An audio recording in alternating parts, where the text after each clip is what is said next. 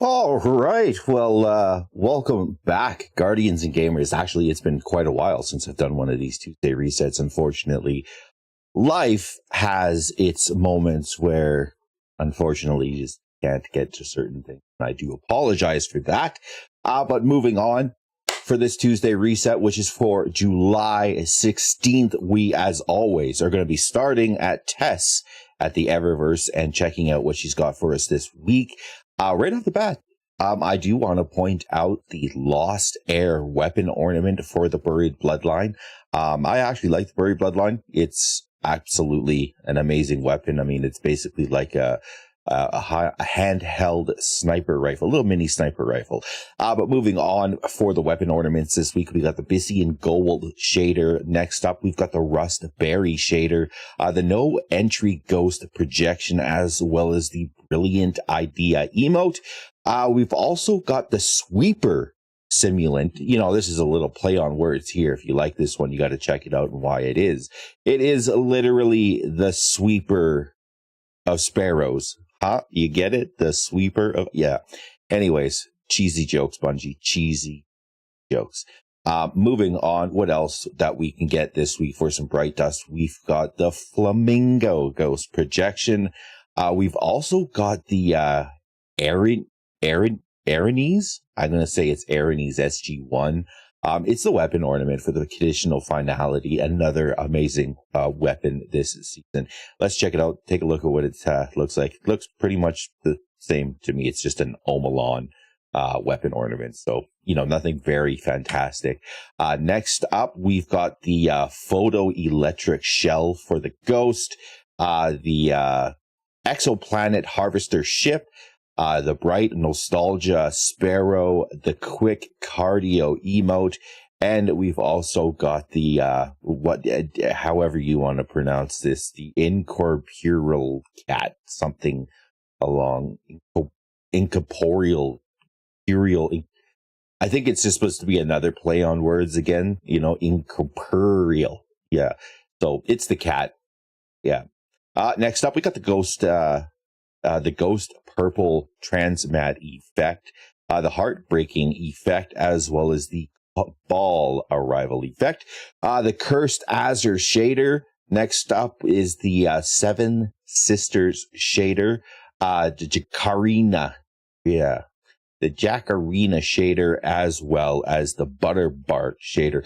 Let's take a quick look at Banshee and see what he has today for us, since there's actually been some fairly decent weapons in there lately, and I wouldn't mind checking it out and seeing what you guys think. So first up, we've got the Chroma Rush auto rifle. Anybody that's new to the game, if you don't have good rolls on the Chroma Rush, pick this one up. Subsistence Rampage. It's absolutely awesome. I do believe every time I see this, I probably pick it up, and I've probably got 2 or 3 of them in my vault. You know, you just need one for backup, right? Next up, we've also got the True Prophecy hand cannon with rangefinder, as well as explosive payload. I don't think this would be too terribly bad for people. Next up, we've got the Farewell sidearm with heating up and frenzy, so not too terribly bad either. The Widow's Bite sniper rifle pulse with pulse monitor, as well as demolitionist, and the Honor's Edge sword with balanced guard, energy transfer, as well as counter contender or something like that. What was that? I didn't quite catch it.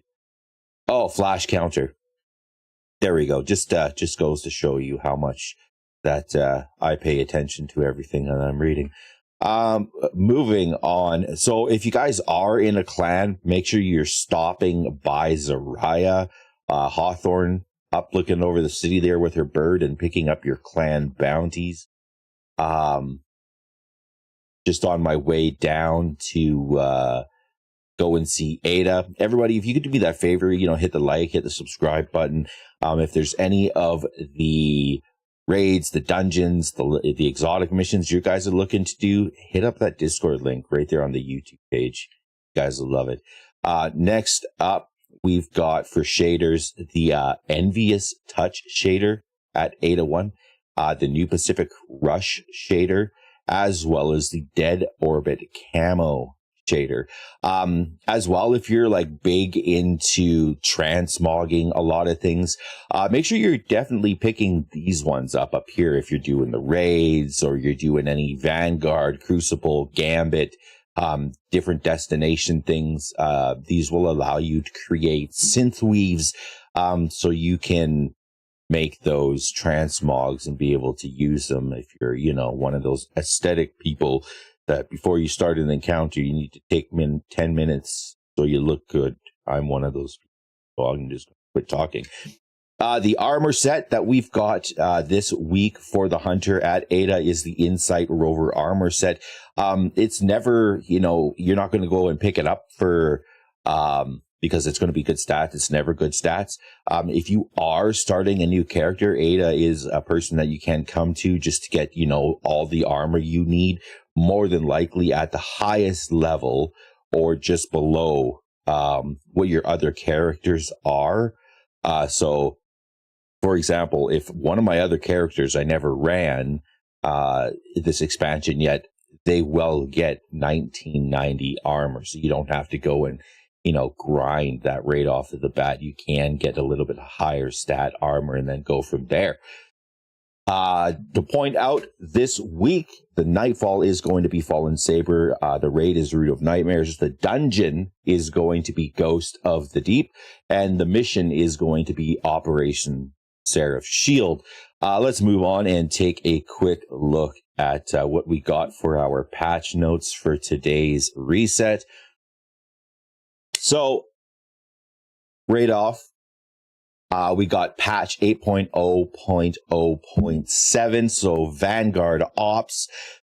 So liminality fixed an issue where initial dialogue may not trigger correctly. I think this has just been something that has been ongoing with a lot of these missions. But yeah, it kind of sucks. Crucible fixed a respawn timer option not setting correctly in Crucible private matches. Raids and dungeons fixed an issue with endgame timers being too short.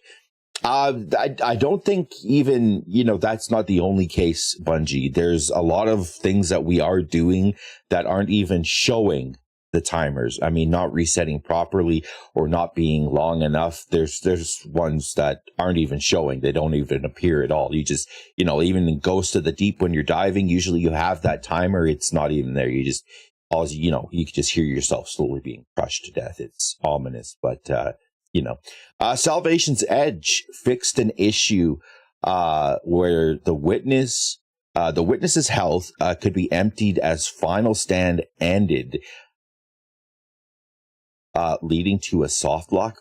I think this is it's kind of how you play him out.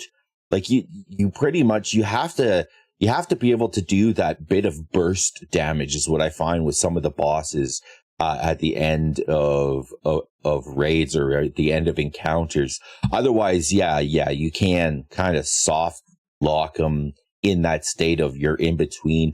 Even Caretaker, for quite a while, or Rulk, had that issue, so it was kind of a pain in the butt. So fixed another issue that prevented enemies from despawning after the witness's defeat. Yeah, they're even in some of the other, again, Ghost of the Deep, Ekthar, there seems to be a little bit of a delay there before his ads despawn as well. So I don't know if that's being addressed or if it's even known about. Fixed an issue preventing players from claiming the monolithic memento from the vendor at the end of Salvation's Edge after successfully meeting the unlocked requirements. Yeah, I don't even know about that one because unfortunately I haven't finished it yet. Next one, we got Exotic Mission Rotator. So fixed an issue where Avalon and Starcross were not including the weekly activity challenge for the Rotator mission completions. UI and UX fixes.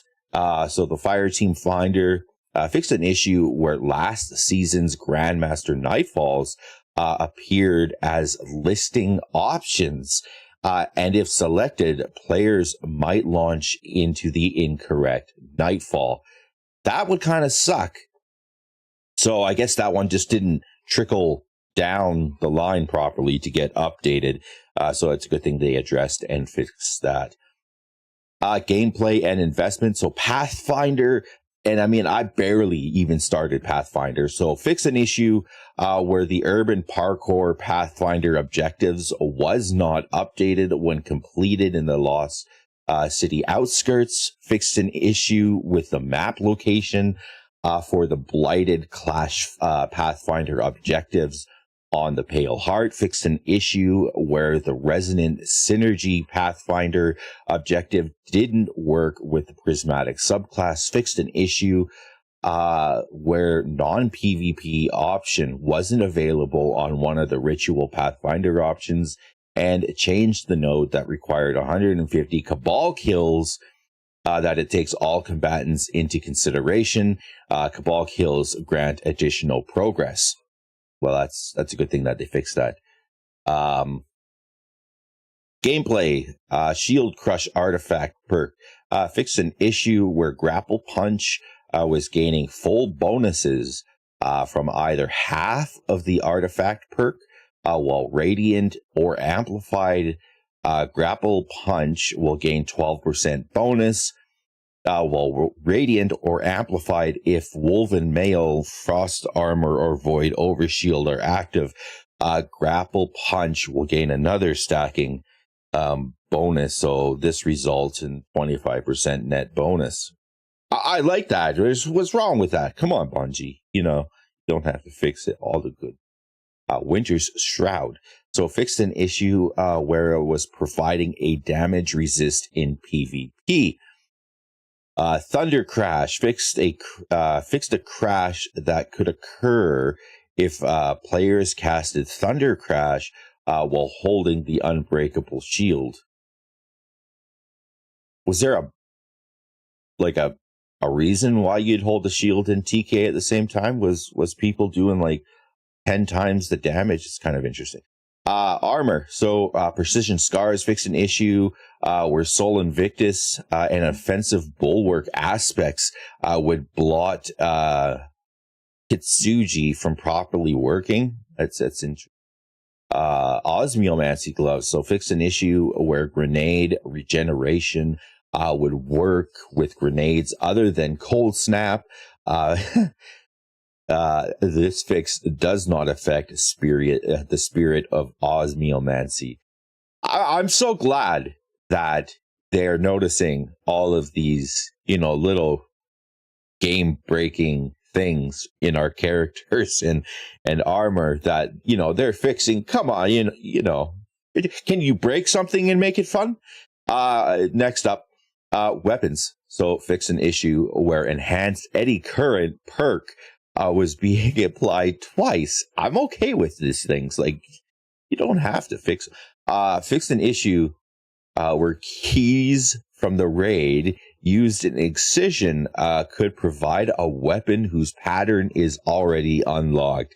The next thing about keys to a raid is I'm waiting for Bungie to come up with, you have to do like a freaking Master Nightfall or a Grandmaster Nightfall to get a key to a raid, be able to get in. So everybody in your fire team has to have the key to get in.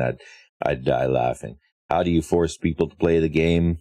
Now this is how. Now it will drop a Salvation's Edge raid deep sight weapon. Now it will drop a Salvation's Edge raid deep sight weapon that always provides pattern progress until all patterns for Salvation's Edge are unlocked. Oh, well, that's actually kind of handy. Fixed a rare issue where the Guardian game's weapon Traxi Pose, so the scout rifle, and the title, which is the SMG, could errantly cause crashes when weapon leveling enhanced or crafted weapons. Your shit could crash when you're using a weapon, one of these weapons. That's interesting. Reduce the muzzle flash visual effect of the riposte auto rifle. Rewards fixed an issue blocking acquisition of the Lightfall exotic armor reward for legendary campaign completion.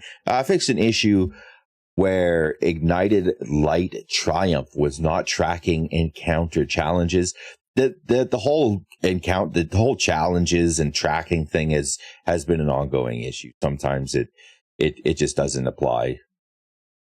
Fixed an issue where dread combatants and tormentors were not providing the intended amount of XP and glimmer upon death. Those motherfuckers were holding out. That's what they were doing. Platforms and systems fixed an issue that could cause thermal errors on Xbox platforms when near prismatic wells. Here, we introduced this new super. If you don't have it, you have to stand this, but your shit might overheat. Just saying, if your Xbox melts, move away from the prismatic well, please. Next up, thank you everybody for watching the video. Like I said, hit the like and subscribe button. Come check us out while we're live. Jump in the chat, say hi. If there's any of the raids, dungeons, exotic missions that you guys are looking to do, hit that Discord link. Let us know what you guys got on the go. Jump in the chat. Shoot the shit with us. Everybody, until next week, you all be safe and take care.